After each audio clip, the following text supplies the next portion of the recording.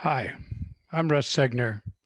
We put this series together to feature narrow gauge layouts, seldom seen because they are not located in cities where we normally visit for national narrow gauge conventions. Thanks to the organizing committee of Jerry Cornwell, Pete Smith, Mark Lachey, Dave Adams, and Jeff Schultz. Information on this program is available at nng@groups.io. We hope you will join us. So now for our program. Our next and final presenter today is a vendor, Nick Masney, with ITLA, which stands for Imagine That Laser Art. And Jerry Cornwell is going to introduce him and his presentation. Thanks a lot, Russ. Hi, I'm Jerry Cornwell from Fast Tracks and Mount Albert Scale Lumber, and I'm here to introduce Nick Masney from ITLA. In 2012, Nick and his wife Renee purchased Imagine That Laser Art, a company specializing in HO scale laser cut kits. And Nick changed the name to ITLA and has changed the focus of the company. The product line has been expanded extensively, and Nick has developed some innovative techniques for modeling brick and stone using laser etched MDF, as well as some excellent commercial building details. 3 years ago, I had the opportunity to work to collaborate with Nick and Renee on some details for one of our kits for Mount Albert. And he's really been a pleasure to work with. I think you'll be impressed with the ITLA product line. So Nick, we're over to you. Hey, thanks very much, Jerry. Thank you, gentlemen, for spending the time with me. Thanks for that intro, Jerry. Very kind of you. I want to talk a little bit about ITLA and what we represent. We offer a wide variety of high quality kits, which represent an industrial back alley theme. And I'd like to walk you through a little bit of that throughout the presentation.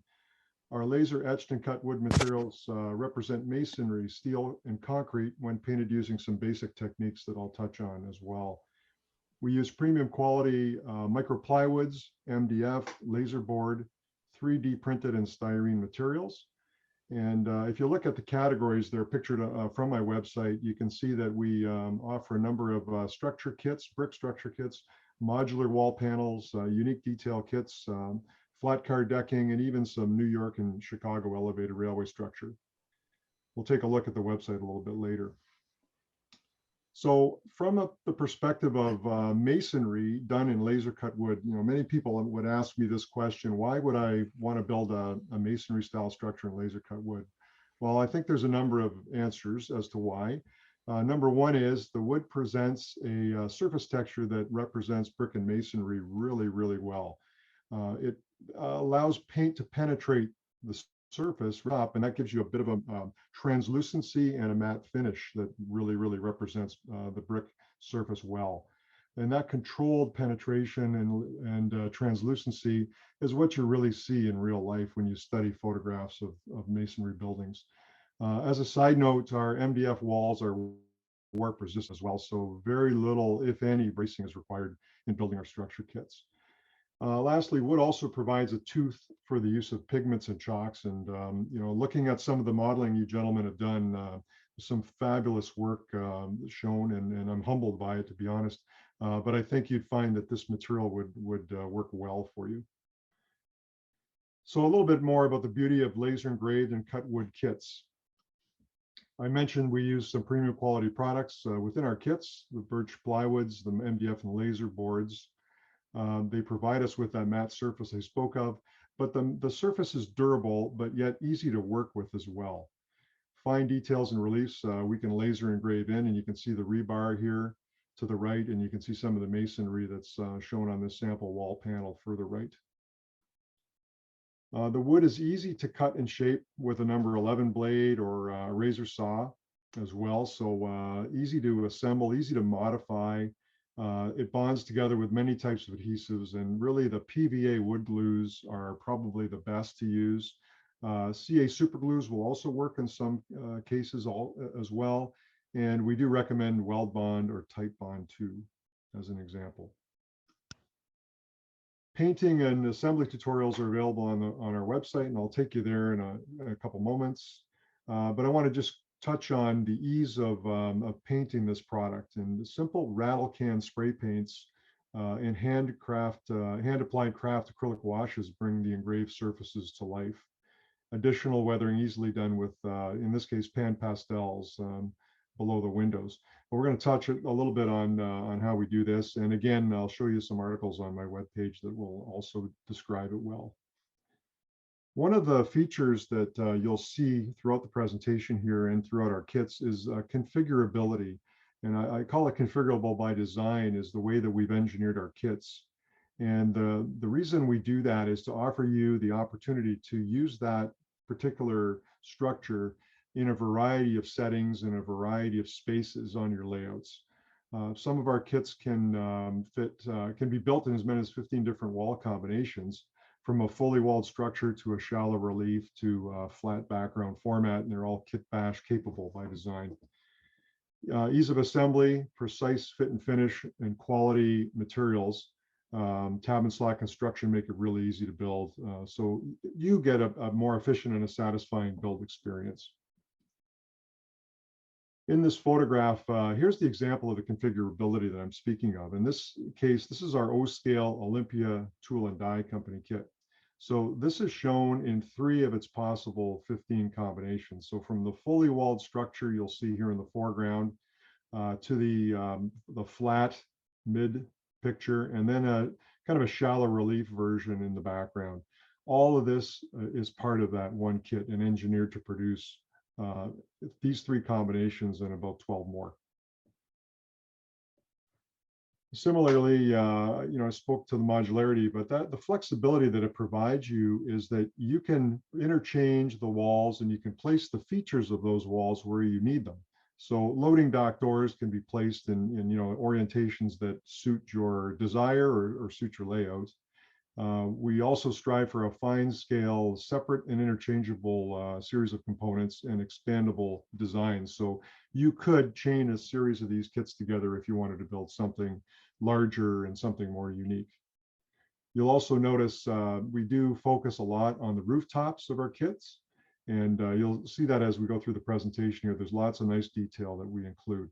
So this is the Atrioscale York Industries kit, again shown in 3 of a potential dozen configurations. I mentioned fine scale details, and that's something that we strive a lot for. Luckily, the laser systems that we operate here are capable of some amazing cross sections, if you will, in terms of cutting and etching. So this is our N-scale all-state machine parts shown in its first configuration, its initial build configuration. But I just want to draw your attention to the HVAC ducting, the vents and the stacks, the fire escapes, the water tank on the roof, and the pallets and the crates. All this, again, laser cut in-house. And to speak again to the design flexibility, there's that same kit, but presented in a shallow relief format. So again, back walls folded open, if you will, and all those same details are in place along the trackside. To the right, we offer a 4th and 5th floor extension that goes on top of that to create an even larger shallow relief structure. And this exists in N-scale and HO scale. But we also manufacture some what I would say are more traditional looking craftsman kits. Again, we try to incorporate some modular design features in these. This is our Atrioscale Grimsby station. Note the unique turrets and towers and the eyebrow windows, etched plank platform. Again, tab and slot construction form the walls of this structure. Laser etched shingles in the roof panels. We could add the individual paper stripped shingles, but let's just say that I gave you the lines that you can add your own onto with if you wish. But anyway, I've engraved them in there for you. Laser engraved board and batten siding, and a wraparound dock with its planked decking, and then more in that kit. Modular wall systems, and you see a lot of this obviously in the plastic kits, but this particular line that we produce in N scale and HO scale, and I hope soon to be in O scale with this, this has got the advantage of wood construction, and you've heard me speak to this already, but I honestly need to suggest that in this type of construction, wood is of an advantage. It better represents concrete and masonry with simple painting techniques that we'll touch on. It's easy to cut with either your number 11 blade or a razor saw. But some of the beauty here is the fact that we can obtain no mask painting, because all of these parts are actually separate components which plug into the wall sections. So you can paint them all separately, and therefore you don't have to mask them on the main wall. This is an example of the Atrioscale version of that product line, and you can see we can achieve a finer scale representation, especially around the windows, if you note here, by laser cutting wood and laser board materials. So scale size windows and sashes, fire escapes, exhaust fans and grills, junction boxes, and much more. Designed for configurability, you heard me say that earlier, but our designs are there to enable you to build and fit unique spaces on your layout. So this is an example from my home layout where I was trying to match a corner of a room and a pass-through view block, which exists behind these two structures here. So the modularity that these wall panels are, brought to me was the opportunity to build a structure that fit the shape that I had to close out in this corner of my layout. It also allowed me to stack the wall sections higher than they would traditionally be, 4 stories. As sold, I could cut and fit and add 2 more stories to produce a 6-story structure. Design for assembly is something that we consider a lot of when we design the kits. We think like modelers, we are modelers. We've separated the key components so that you don't have to mask them. So the windows, the sills, the headers, the cornice, pilasters, etc., are all separate parts which basically plug and play.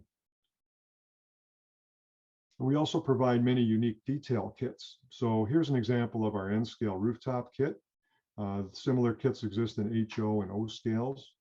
You can take a look and see some 3D printed components as well as a lot of laser cut components. And the ductwork in this case is MDF material, and the flanging of the stacks and the ductwork is all in laser board. Dock interiors are something we do in those 3 scales that I mentioned also. This is a opportunity to add great 3D depth to your structures, and I think it's a neat option, and we sell those detail kits fairly frequently here at ITLA. Our 3D laser engraved details and precision cutting, obviously representing some wood components as well as masonry and steel components. So this is our N-scale rooftop water tank. And again, I mentioned this is a great example of some of the laser engraving we can do in the MDF walls.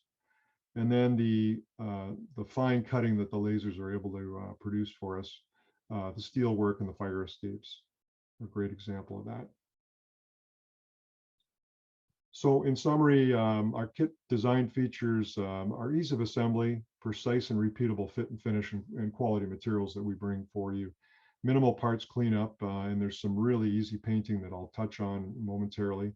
Tab and slot construction, modular themed assembly, unique roof and wall details, all abound in these kits. A couple of, because it's not every day, at least in my experience as a modeler, it's not every day you enjoy some customer service from a manufacturer, such as the smaller type manufacturers. Our goal is for you to have the enjoyable building experience, and we provide you with a high value product, but we're here to answer your questions and offer support during your build. And we're just an email away. So I answer emails every day. A lot of great questions come my way, and a lot of great ideas are shared too. So I learn a lot from the customers, just as just as much as I can offer them ideas. And lastly, a part replacement guarantee. So we stand behind the products, and if you break a part during normal handling, we'll replace it free of charge. I'll even use the dog ate my part excuse. That one I'm actually shipping a part out for a guy tomorrow on. So thanks again for the opportunity to share what ITLA Scale Models is all about. Please have a look at our website, itlascalemodels.com. I'll take you there in just a moment. Email us at this address here, imaginethatlaserart@gmail.com. Give us a call or follow us on the social media feeds. Okay, Jerry, and Russ, I'm just gonna flip over to my website if I may. Everybody, I mentioned that we have some articles in here or some tutorials, if you will, on how to, as an example, paint our products. There's a lot of simple ways to do this. And, you know, you can airbrush and you can hand paint. Sure, that'll all work. Sometimes the simple rattle can spray paint is the simplest and fastest way for you to achieve your initial brick tone. And you'll see that here in this image that I'm cursoring over at the moment. The example below that I'm going to show you here is a very, very simple explanation of how you can achieve a weathered brick wall, in this case, weathered red brick wall. There's the raw material here where I'm cursoring. In this case, we just dusted with a spray paint, flat black spray paint, just to give it a little darker tone overall.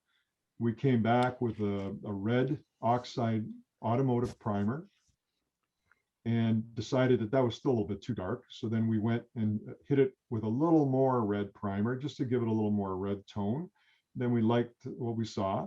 So we took the opportunity to clear seal that with a matte clear Krylon or anything like that. A dull coat as well would work.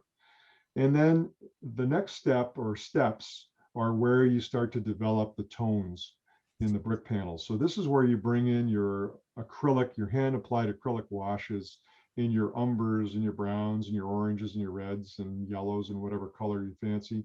And that's how you start to develop those translucent layers on the brick surface that give you that mottled color that you may be wishing to achieve. So that's just a simple explanation of how it's done. Here's a picture of those simple paints that go on after the initial base coat. And again, we use a clear sealer in between a lot of them just to drive the translucency, but it's an optional step. So I wanted to share that with you so you can see that on our website. There are a number of other articles in here, you know, paint brushing with acrylics, obviously hand brushing with acrylics. Here's some of that duct work that was mentioned earlier in its raw wood form, put together and just hand brushed with a gray acrylic and then washed with a raw umber and an orange for rust. So that's a gray galvanized type metal duct. And then this is an example of that same wooden duct painted in a silver acrylic and then rusted with raw umber and orange as well. So this is a kind of a quick little example to show you how much fun it is to paint this stuff and how easy it is to paint it as well.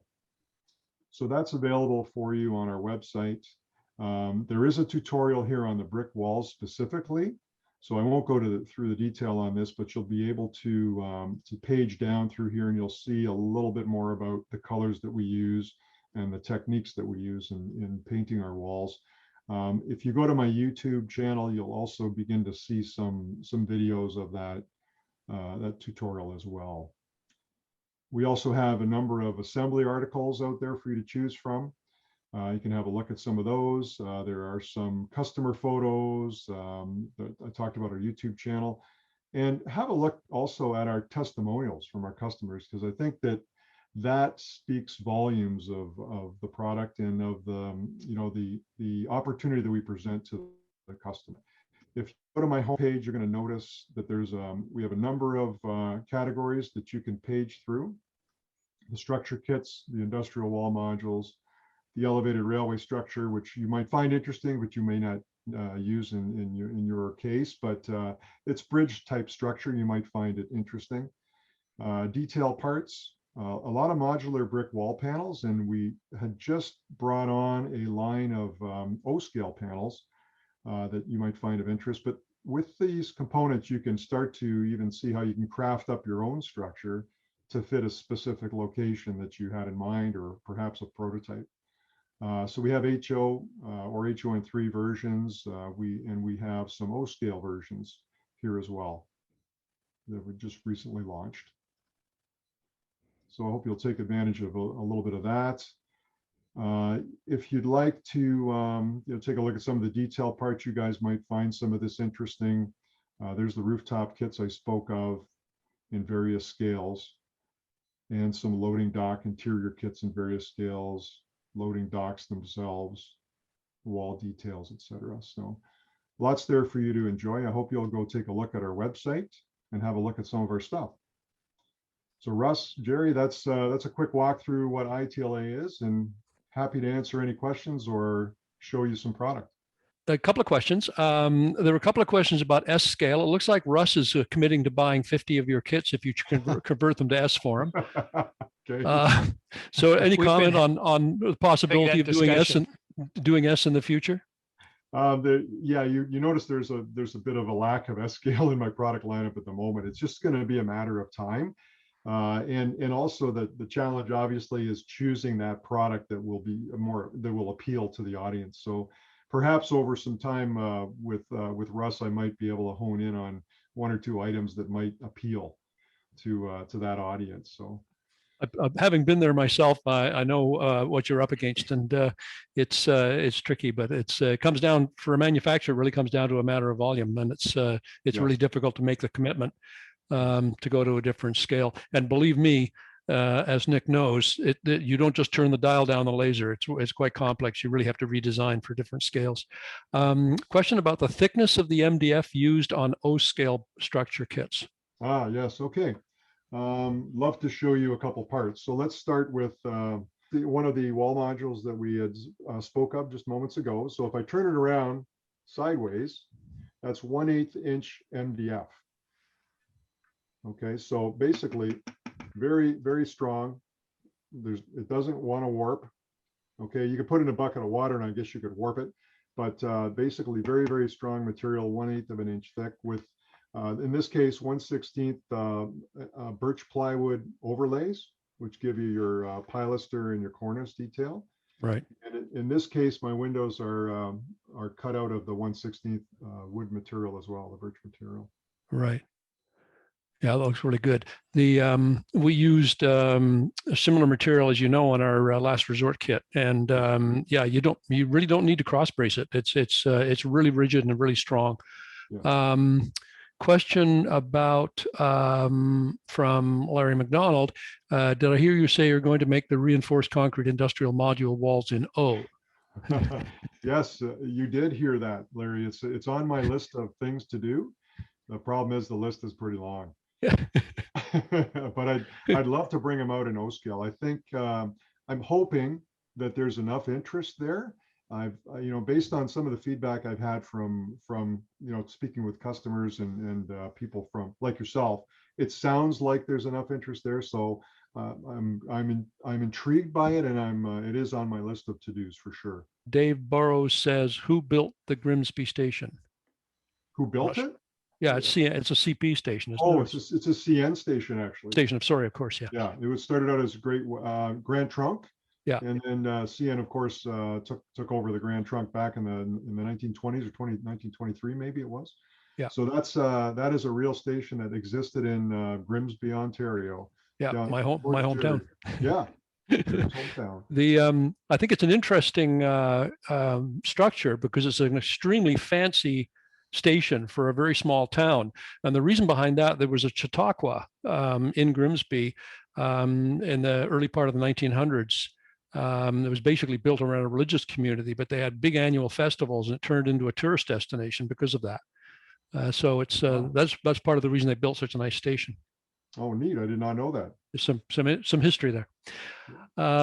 And John says, "I'll have to get an ITLA kit just for fun." So I hope you do. There's a lot of neat stuff. Like if you'll indulge me for a moment, this is that O scale Olympia tool and die kit. If you guys can to go back to the earlier question on the MDF walls. Yeah. So that there is no bracing inside that kit. That is all just the walls tab and slotted together. An example of what we can engrave in that kind of material. I'm not sure if it's if the majority of people on the call here are O scale or HO scale or what have you. This is that same kit in HO scale as a small example of, you can't, when I turned the dial on that one, Jerry, on this one here and went up to O scale, it took months and months to add the detail to the O scale kit because it seemed to drink it all up.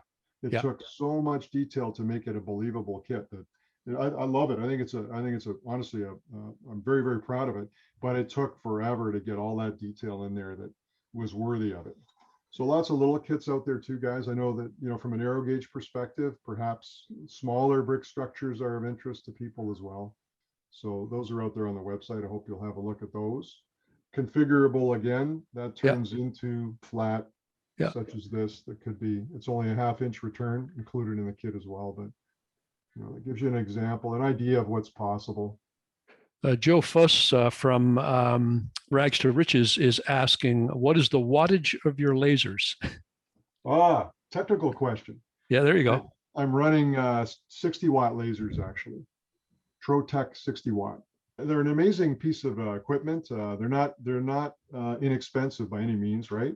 Yeah. And you know how complicated they can be. But once you get to understand the parameters and play a little bit with the settings and whatnot, that's when you can start to produce some really cool stuff. And you know, when you look at some of the, you know, the cutting and the etching and engraving that we both can do, Jerry, that it's pretty amazing technology, and the modeler benefits by it, right? So I love producing stuff like that people will enjoy. Joe comments that etching takes forever on a laser. It is time consuming. There's no question. It depends on what you're trying to produce. I have one question. All the details on that O-scale factory, are they all wood? Actually, they are mostly wood. I'll say mostly. Let me hold it up for you so I can point and say. So if you look here, we've got some hydrocal castings, but the tank is wood. There's a little bit of a die. I don't know if you can see that where my finger is pointed. Yeah. It's like a stamping die. That's wood. Everything else here is wood with the exception of these components, which are hydrocal castings. The gooseneck lamps are brass and operational, but everything else you see there is basically laser cut wood and or paper, to be honest. So I use a textured paper as an example for the safety cage on this ladder. If you can see that, that's a textured paper. And the reason I did that was because I needed to be able to wrap that around to create the cage. And that paper was resilient enough, yet flexible enough to create that particular component. Well, thanks again. And everybody knows now to go to ITLA's website and check it out. So Russ, we're back to you. We hope you enjoyed this. We look forward to seeing you again. The next session will be posted on the group's IO NNG several days before the next program. Look for the link there.